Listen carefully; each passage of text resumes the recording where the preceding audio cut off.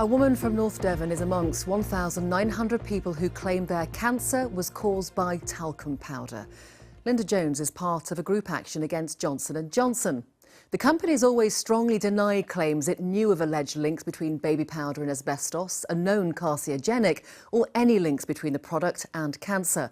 The company has been sued repeatedly in America, but this is the first time lawyers have represented claimants outside of the United States. Charlie Haynes has the story. Pure Johnson's baby powder from Johnson & Johnson. It's a feeling you never outgrow. A family favourite for over 100 years, but today hundreds of women are preparing for legal action against the makers of Johnson's baby powder. Linda Jones is one of them. Before I started using it, my parents were using it on me. It just was the norm. It was a household staple. After repeated urine infections and problems with her bowel, she went to the doctor. She soon received the worst news of her life.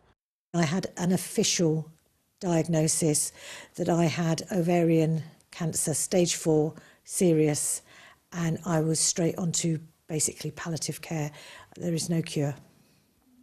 As Linda researched her cancer, she found reports in US media of a possible connection with her use of talcum powder.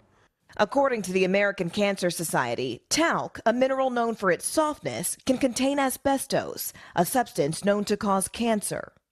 Linda's worries go beyond her own health. She used that same baby powder on her own daughter. When I had my children, the first thing you reach for is that talcum powder. It's just another line of guilt because you know you applied it, you did it. Women in the US diagnosed with cancers like Linda's have successfully sued J&J. At least $3 billion has been paid out and another 10 set aside. The company has faced thousands of lawsuits from customers linking them to cancer. Talc and asbestos are similar minerals and can be found in the same mines. And central to these cases are claims that J&J knew of traces of asbestos in their baby powder decades ago. Now, Johnson & Johnson strongly dispute these allegations against their baby powder. They describe them as plainly wrong and that they defy logic, rewrite history and ignore the facts. Tom Longstaff represents all UK cases.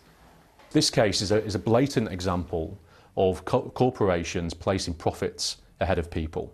So knowing that there is a risk, a danger in using a particular product, but instead continuing to sell that product knowing it was dangerous and not telling people about the risks.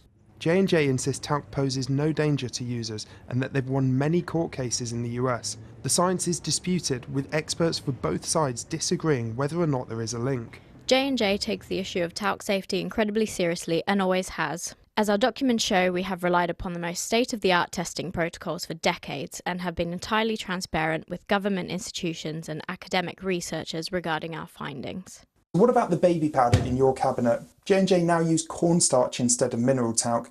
They withdrew it from North America in 2020 and in the UK last year, citing a campaign of misinformation. Linda's lawyers have started legal action with a pre-action letter. They expect to be in court next year. Whilst her cancer treatment has been successful, doctors have told Linda it is very likely to return. She wants the case settled before then. Nobody knows. It could come back in 3 months, 6 months. Most of us are terminal and we're not actually going to see the end of it. Therefore, me personally, I would like to see them honour what they've done.